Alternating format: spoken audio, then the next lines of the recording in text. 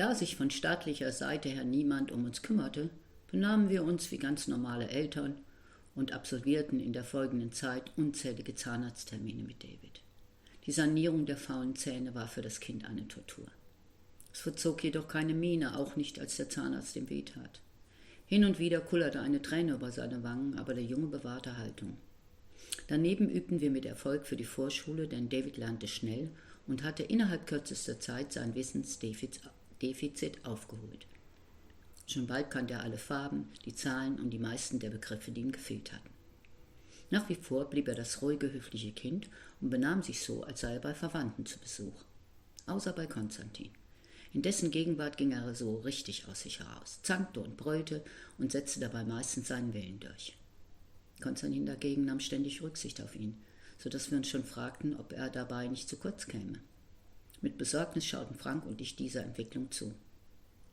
Eines Tages rief mich Dora aufgeregt an und erzählte mir, dass sie einige Tage mit ihren Mädchen verreisen wollten und aus diesem Grund für Jennifer einen Kinderausweis beantragt hatten. Dabei hatte sich herausgestellt, dass Jenny nicht beim Einwohnermeldeamt eingetragen gewesen war. Offiziell gab es sie gar nicht. Das müssen die Betreuer vom Jugendamt doch gemerkt haben, sagte ich fassungslos. So etwas kann doch nicht unentdeckt bleiben. Auch Dora konnte sich nicht beruhigen.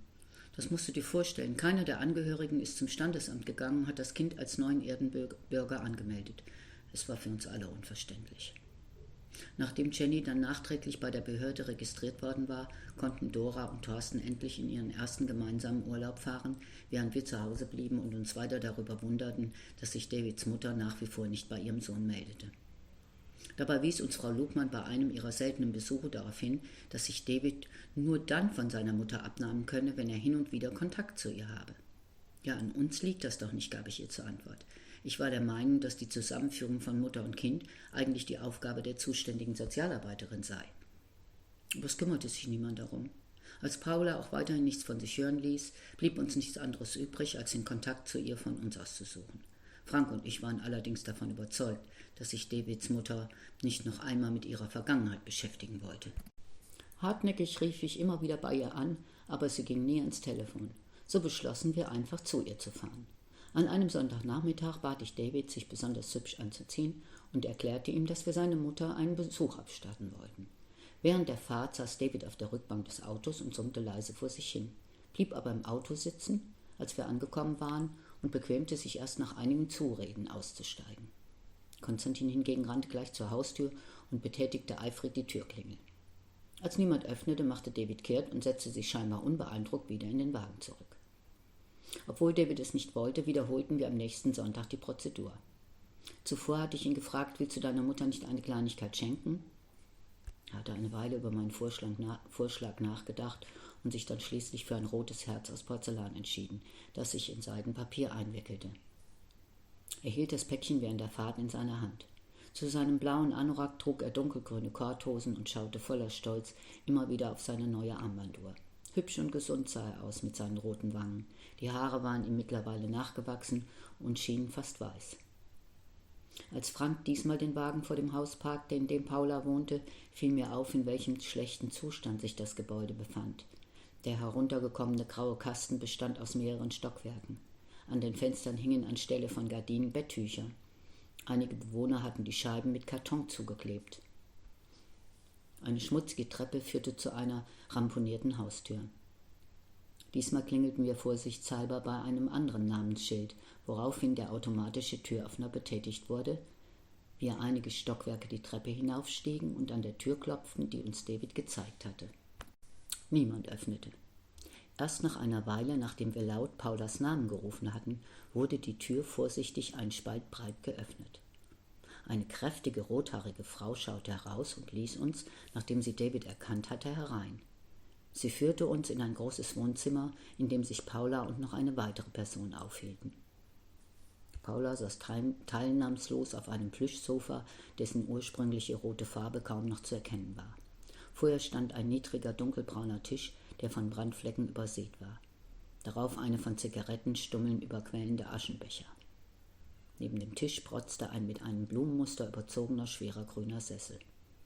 Ohne aufzustehen, begrüßte Paula ihren Sohn mit leiser Stimme, sagte »Hi, Davy« und lächelte verlegen. Neben mir saß in Uniform ein großer, bildhübscher Farbiger mit breiten Schultern. »Hi«, meinte auch er und zeigte dabei seine schneeweißen Zähne.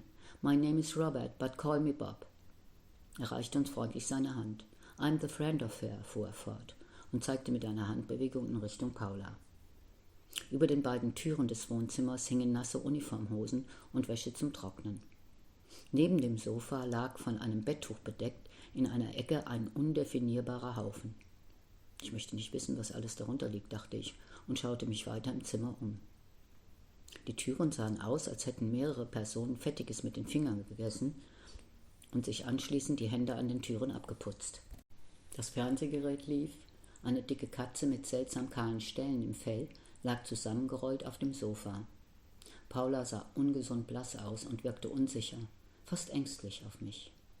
David stellte sich sofort dicht vor den Fernseher und schaute interessiert das Programm an, so als sei er eigens deswegen hergekommen. Doch Konstantin fasste ihn am Arm und erinnerte ihn an den Grund seines Besuches. »Das Geschenk, Bruder, das Geschenk für deine Mutter.« Ich zog den Couchtisch beiseite, um David zu ermöglichen, seiner Mutter das Päckchen zu übergeben, während sie steif auf dem Sofa sitzen blieb und keinerlei Freude zeigte. Unschlüssig öffnete sie das Papier und nahm das Herz aus der Verpackung, während David laut sagte, »Wir müssen jetzt fahren.« Es war mir klar, dass all unsere Bemühungen vergeblich und sinnlos waren. Aber ich dachte an die eindringlichen Worte von Frau Lugmann und so fragte ich nach Tellern und Gabeln für den mitgebrachten Kuchen. Es gab keine. Es schien in dieser Wohnung kein Geschirr zu existieren.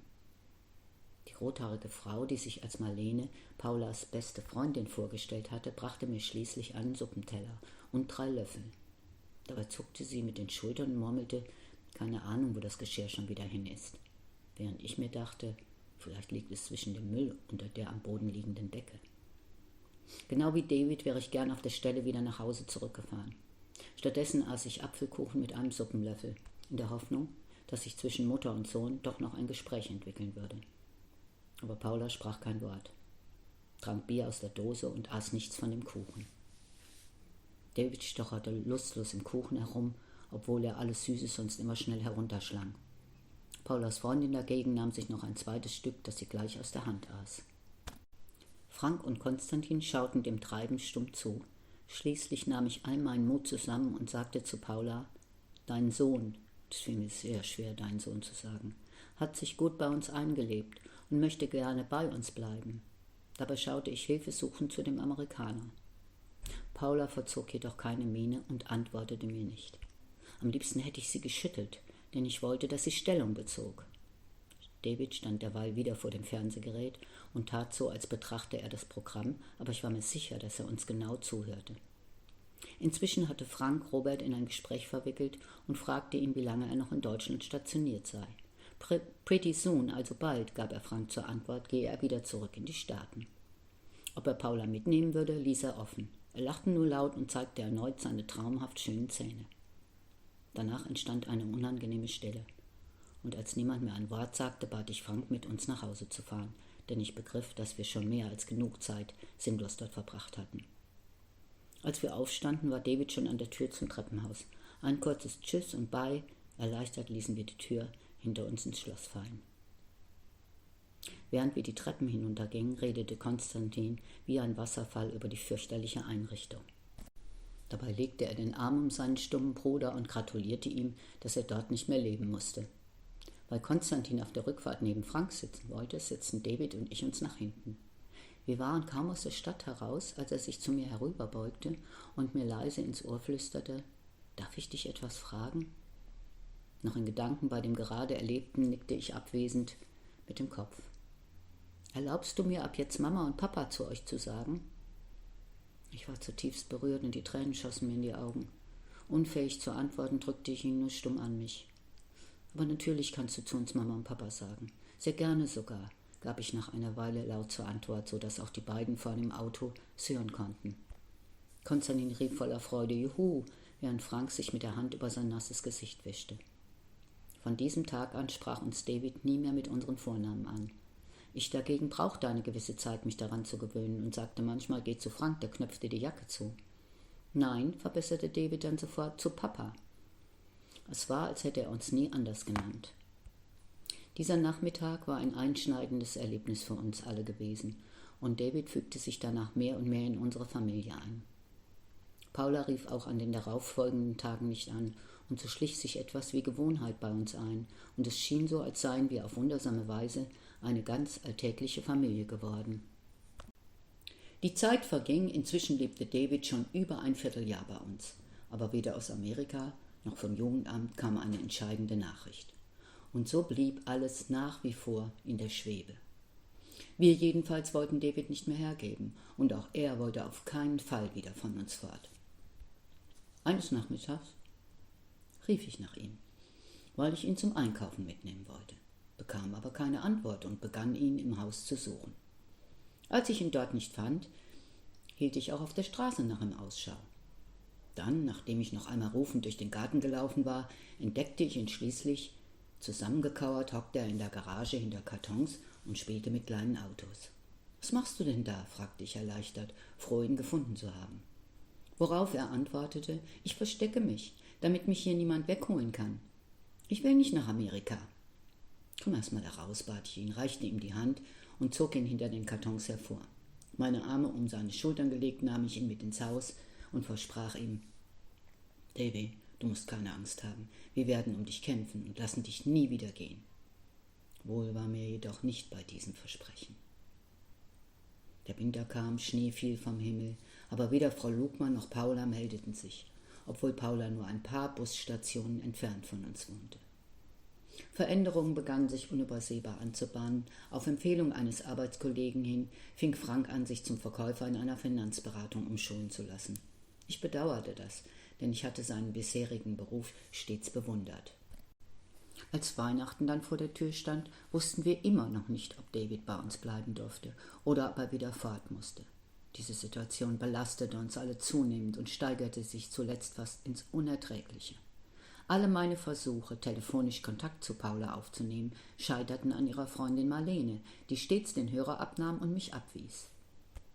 Als es schließlich bei einem dieser Telefonate ziemlich heftig wurde, gab sie mir zu meiner Überraschung die Telefonnummer der Großeltern in Amerika. Frank rief sofort dort an. Am anderen Ende der Leitung meldete sich mit einem freundlichen »Hello, hier ist Shirley«, Davids Großmutter, die bereitwillig Auskunft gab, und Frank erzählte, dass sie zusammen mit ihrem Mann im Bundesstaat Ohio in einer Kleinstadt lebe und dass Lisa, Davids ein Jahr jüngere Schwester, bei ihnen aufwachse. Ihre Bestürzung war groß, als sie von den Veränderungen im Leben ihrer Enkelkinder erfuhr, denn sie wähnte David und Jennifer beide nach wie vor in der Obhut ihrer Mutter. Sie erzählte uns, dass Davids Vater irgendwo in den USA an einem unbekannten Ort in einem Wohnwagen lebe. Shirley bedauerte, dass sie nicht mehr jung genug seien, um auch die beiden anderen Enkel aufzuziehen, aber Lisa gehe es sehr gut. Davids Großmutter schien eine nette, gebildete Dame zu sein, die über die jetzige Situation äußerst beunruhigt war. Schließlich versprach sie uns, Bilder von Lisa und Sam zu schicken und wollte zum Schluss unbedingt mit ihrem Enkel reden. Als Dave den Hörer in der Hand hielt, tat er jedoch so, als habe er noch nie in seinem Leben Englisch gesprochen. »Ich verstehe die nicht«, quengelte er und trat dabei von einem Bein aufs andere, so dass Frank ihm den Hörer wieder aus der Hand nahm und das Gespräch fortführte. Wie versprochen brachte der Postbote bald darauf einen dicken Umschlag aus Amerika, den Dave zaghaft öffnete. Vor uns ausgebreitet lagen bald viele bunte Fotos aus einer Zeit, in der die Geschwister noch alle vereint gewesen waren und auf denen deutlich wurde, wie ähnlich sie einander sahen. Inmitten von buntem Gummispielzeug planschten sie auf einem der Fotos fröhlich lachend und wohlgenährt in einer großen Badewanne. Es war ein Schnappschuss aus einer heilen Welt. Ich fragte mich, wie sich wohl Lisa ohne ihre Geschwister in Amerika fühlte. Auf einer anderen Fotografie stand Samuel und Paula, die David als Baby auf dem Arm hielt, zusammen mit den Großeltern vor einem großen amerikanischen Auto. Anscheinend war unser Kind schon einmal in den USA gewesen, erinnerte sich aber nicht mehr daran. Die Großeltern schienen ihrer Kleidung nach zu urteilen gutbürgerliche Leute zu sein. Lange betrachtete David ein Foto, auf dem ihn sein Vater als Baby auf dem Schoß hielt und mit Brei fütterte. Nach einer Weile legte er das Bild zur Seite und schaute sich das Hochzeitsfoto seiner Eltern an. Davids lang aufgeschossener, dünner Vater trug die Uniform amerikanischer Soldaten. An der Hand hielt er eine schüchterne, dreinblickende Paula, die mit einer hellen Bluse und einem einfachen weißen knöchellangen Rock bekleidet war. Ihr Brautstrauß war aus rosa Röschen und Schleierkraut gebunden. Ihre Brille schien viel zu groß für ihr schmales Gesicht. Auf mich wirkte das Foto, als ob zwei Kinder Hochzeit spielen würden. Als wir schließlich alle Bilder angeschaut hatten, kaufte ich für David ein bunt bedrucktes Fotoalbum und klebte das Hochzeitsfoto seiner Eltern auf die erste Seite. Nachdem er die restlichen Bilder aus Amerika dann selbst ins Album untergebracht hatte, bat er mich um ein Foto von uns und meinte bestimmt, ihr müsst da auch mit rein.